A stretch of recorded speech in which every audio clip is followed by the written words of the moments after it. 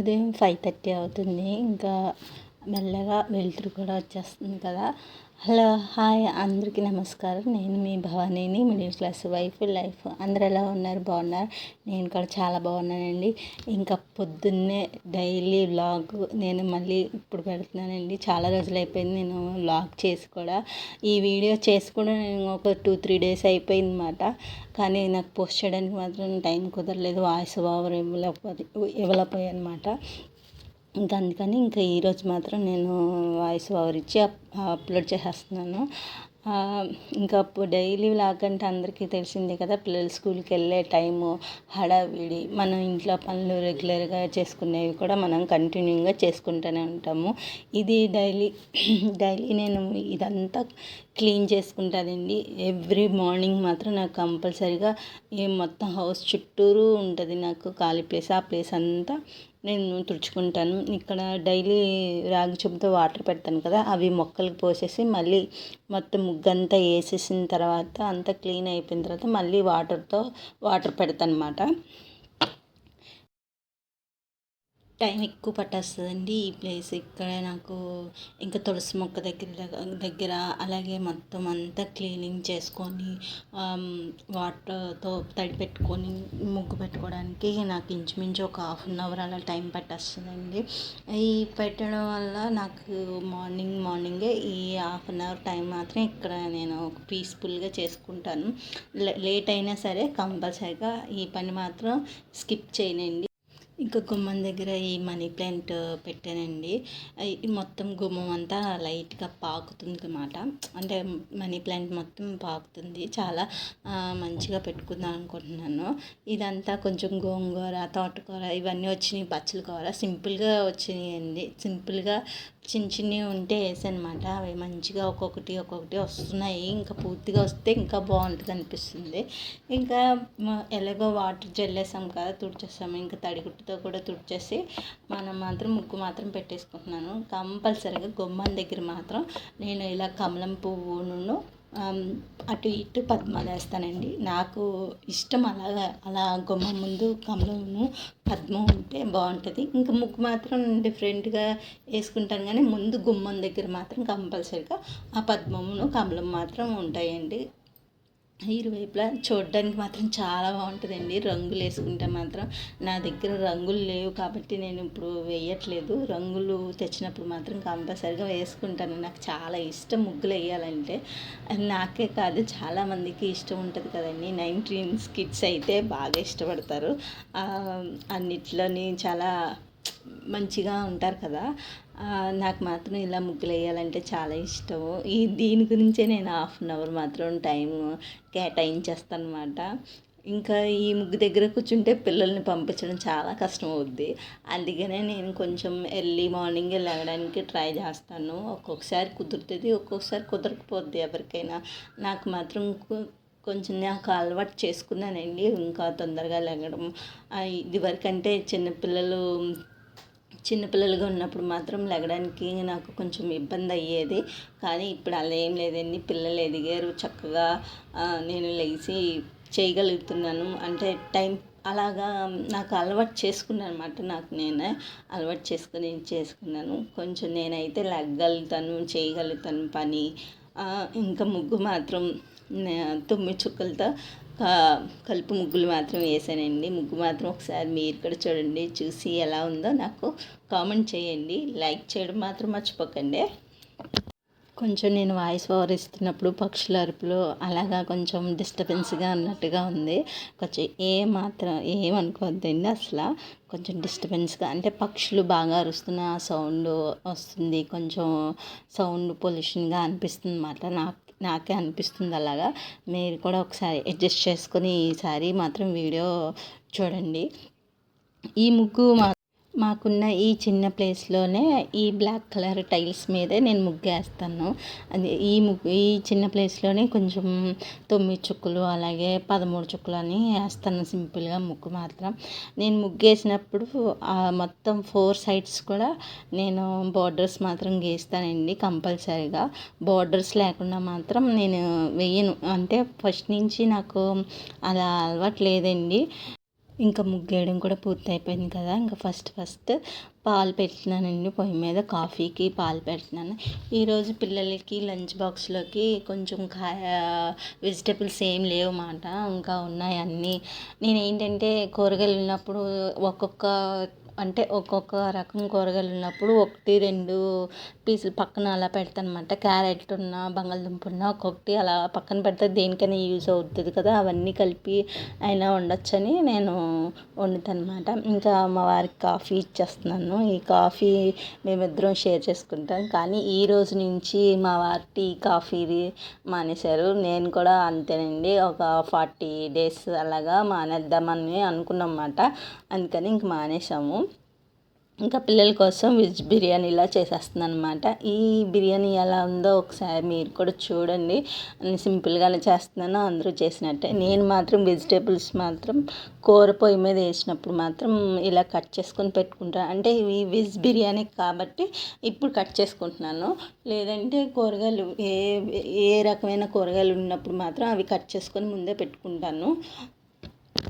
ఇంకా కళాయిలో నూనె 1 స్పూన్ నెయ్యను, 2 స్పూన్లు ఆయిల్ వేసానండి.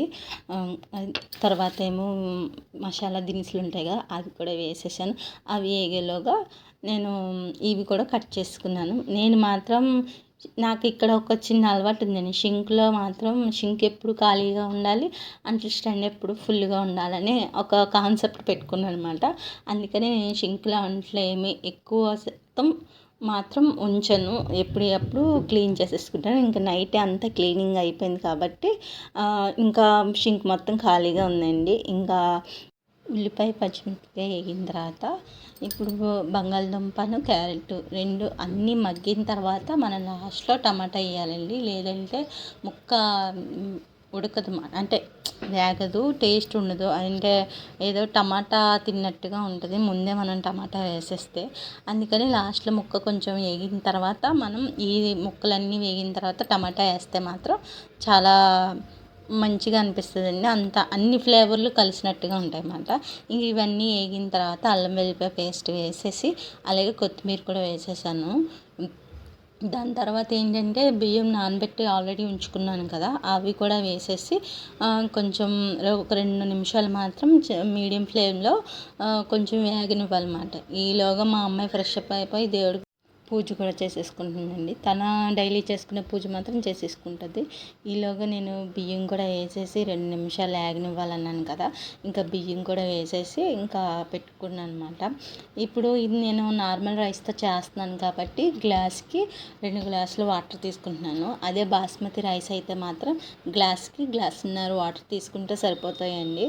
ఇంకా ఈ ఎక్కువ బాస్మతి రైస్తో కన్నా ఇలా ఒకసారి ట్రై చేసుకొని డైలీ అవసరం లేదు, వారంలో ఒకసారి మనం ఇలా పిల్లలకి పెడితే మాత్రం మంచిగా అనిపిస్తుంది. మరి బాస్మతి రైస్తో బాస్మతి రైస్తో అంటే అంత వాళ్ళకి ఏదోలా ఉంటుంది అన్నమాట. ఇంకా నేను కూడా ఉప్పు అడ్జస్ట్ చేసుకొని చూసిన తర్వాత ఇంకా నా పూజ కూడా మొదలైపోయిందని నేను కూడా అది అయ్యేలోగా నేను కూడా పూజ చేసేసుకుంటున్నాను.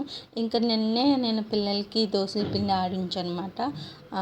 పిల్లలకి టిఫిన్ కూడా వేసేస్తున్నాను. ఒకరికేమో క్రంచీగా కావాలి, ఒకరికేమో సాఫ్ట్గా కావాలి. మా పాప కొంచెం క్రిస్పీగా తింటుంది అన్నమాట. ఇంకా తన కోసం నేను క్రిస్పీగా వేసాను.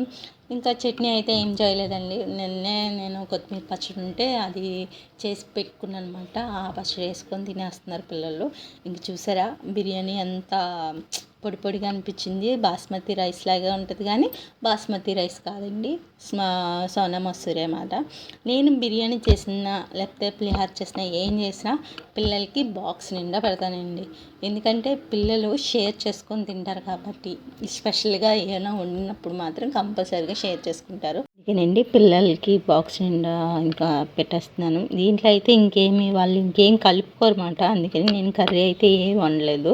ఇలా బిర్యానీ పెట్టేశాను. వాళ్ళ టిఫిన్ అయిపోయింది, వాళ్ళు వెళ్ళిపోతారు కూడా. ఇంకా టైం అయిపోయింది అనమాట, 8 అలా అయిపోయింది. ఇంకా టిఫిన్ చేసి వెళ్ళిపోయారు అనమాట. నేను ఇంకా పిల్లలు వెళ్ళిన తర్వాత వెంటనే ఇంకా నాకు బ్లౌజు స్టిచ్ చేయాల్సిన పని ఉందన్నమాట. ఆ పని చేసుకుందామని బ్లౌజ్ మాత్రం స్టిచ్చింగ్ చేసేసుకుంటున్నాను. నేను కూడా టిఫిన్ చేసేసాను, అయిపోయింది నాది కూడా. ఇంకా నాకున్న ఈ టైము అంటే పిల్లలు వెళ్ళిన తర్వాత అక్కడి నుంచి కొంచెం ఇల్లు సర్దుకోవడము, లేకపోతే నాకు ముందు మెయిన్ ఈ పని ఉంటే మాత్రం మిషన్ ఎక్కేస్తానండి. అంతే అక్కడ సర్దేసి వెంటనే మిషన్ ఎక్కేస్తాను. ఆ పని అయిపోవాలని ఇంకా స్టిచ్ చేసేస్తాను అనమాట. నేను కొంచెం నిదానంగా స్టిచ్ చేస్తాను. అంటే స్పీడ్గా స్టిచ్చింగ్ అయితే రాదు, అంత స్పీడ్గా నేను చేయలేను. ఎందుకంటే స్పీడ్గా చేస్తే మనం ఎక్కడొకక్కడ కన్ఫ్యూజ్ వచ్చేస్తుంది, లేకపోతే చిన్న మిస్టేక్ అయినా వచ్చేస్తుంది. అందుకే నేను స్పీడ్గా అయితే నేను మిషను చేయనండి. కొంచెం నిదానంగానే చేసుకుంటాను. అయినప్పుడే అవుద్ది కదా అని కొంచెం నిదానంగా చేసుకుంటాను. అలాగని స్పీడ్గా కుట్టేసుకొని ఎక్కడెక్కడ మిస్టేక్లు వచ్చేటట్టుగా అయితే నేను అస్సలు చేయనండి. ఇంకా బ్లౌజ్ మాత్రం అయిపోయింది. బ్లౌజ్లో ఒకటికి 2 సార్లు నేను చూసుకుంటాను, ఎక్కడైనా ఏమైనా మిస్టేక్ వచ్చిందా ఏంటా అని. ఇంకా నేనే ఈ మెడపట్టి దగ్గర మాత్రం నేను చాలా జాగ్రత్తగా కటింగ్ చేస్తానండి. ఎందుకంటే మెడ కొంచెం మనం కట్ అయినా అది దిగడమో లేదో సాగిపోవడమో జరుగుతుంది. నాకు అందుకే భయము. అలా ఒకసారి అలాగే మనం కట్ చేస్తూ ఒక బ్లౌజ్కి మాత్రం కట్ అయిపోయింది. ఇంకా మళ్ళీ మెడంతా సాగిపోయినట్టుగా అయిపోయింది. నాకు భయం వేసింది అన్నమాట. ఇంతకీ అది బయట బ్లౌజ్ అయితే ఇంకా మనం టెన్షన్ పడాల్సిందే. ఇంకా నా బ్లౌజ్ కాబట్టి నేను ఏదో అడ్జస్ట్ వేసుకొని చేసుకున్నాను. కానీ బయట బ్లౌజులు అలా కుదరవు కదండి. ఒక్కసారి చిన్న మాట వచ్చిందంటే మనం అంత తొందరగా తీసుకోలేము. కాబట్టి మనం మాట రాకుండానే మనం స్టిచ్ చేయాలి. అందుకనే నేను ఈ మెడపట్టి కట్ చేసేటప్పుడు మాత్రం చాలా జాగ్రత్తగా కట్ చేస్తానండి. మెడపట్టి అంతా అయిపోయిన తర్వాత చాలా జాగ్రత్తగా కట్ చేసుకొని చూసుకుంటాను. ఇంకా చేతి పనులు కూడా నేనే చేస్తాను కాబట్టి ఇంకొంచెం జాగ్రత్తగా, అంటే ఇంకొంచెం నిదానంగానే చేసుకుంటాను. ఈ నిదానంగా చేసుకోవడం వల్ల అంటే మనకి అందరూ ఒకసారి ఇవ్వరు కదా, ఒకే టైం కూడా చెప్పరు.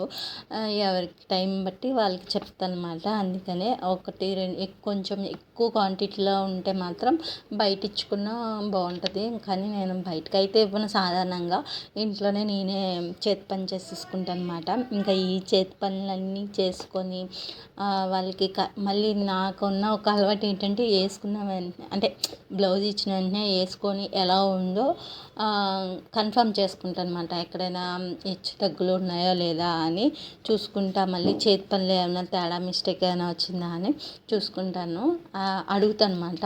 నా దగ్గర ఉన్న ఒక అలవాటు మాత్రం ఇది. వాళ్ళకి ఫోన్ చేసి అడుగుతాను, ఎలా ఉంది బ్లౌజు, ఏమైనా మిస్టేక్లు ఏమైనా వచ్చినాయా ఏంటా అని అడుగుతాను. ఇంకా ప్రస్తుతానికైతే అలాంటి అయితే రాలేదు. ఒకవేళ వచ్చినా నేను వెంటనే దాన్ని సరి చేయడానికి చూస్తాను. ఈ బ్లౌజ్ ఎక్కడ మిస్టేక్ వచ్చిందో ఏంటో అని మాత్రం. ఇక నా చేతి పనులు అయితే బ్లౌజ్కి కూడా చేతి పనులు చేసేసుకొని ఇంక ఈరోజు ఇచ్చేయాలన్నమాట. ఇంకా మా పెద్ద మేనల్లుడి కోసం ఏమో బంగాళదుంప ఫ్రై చేశాను. చిన్న మేనల్లుడి కోసం ఏమో చికెన్ కర్రీ వండాను. ఇంకా పెద్దోడు చికెన్ తిన్నమాట. ఇంకా తన కోసం బంగాళదుంప ఫ్రై చేశాను. అలాగే చిన్నోడి కోసం చికెన్ కర్రీ గురించి కావాలంటే మా ఛానల్లో షార్ట్ వీడియో ఉంది, ఒకసారి మీరు కూడా చెక్ చేసేసేయండి. ఇంకా లాస్ట్తో ఈ వీడియో ఎండ్ చేసేస్తున్నాను. ఈ వీడియో ఎండ్ చేసే ముందు ఈ డ్రెస్ గురించి కొంచెం మాట్లాడతాను. ఈ డ్రెస్ ఎలా ఉందండి, బాగుందా? ఇది మాత్రం చాలా పర్ఫెక్ట్గా అనిపించింది. నేనే స్టిచ్ చేసుకున్నాను అనమాట. ఎదర ప్రిన్స్ కట్తో ఫుల్ ప్రిన్స్ కట్ అనమాట. అలాగే 3/4 హ్యాండ్స్ పెట్టుకొని చక్కగా మెడ కొంచెం పైకి పెట్టుకొని నేను స్టిచ్ చేసుకున్నాను. ఎలా ఉంది, బాగుంది కదా? నాకు మాత్రం చాలా కంఫర్ట్గా ఉంది. క్లాత్ మాత్రం చాలా హైలైట్గా ఉందండి. క్లాత్ మాత్రం చూడడానికి చాలా లుక్గా ఉంది. వేసుకుంటే కూడా చాలా సాఫ్ట్గా అనిపించింది. మీకు ఎలా అనిపించింది? మీకు ఈ స్టిచ్చింగ్ కావాలంటే మాత్రం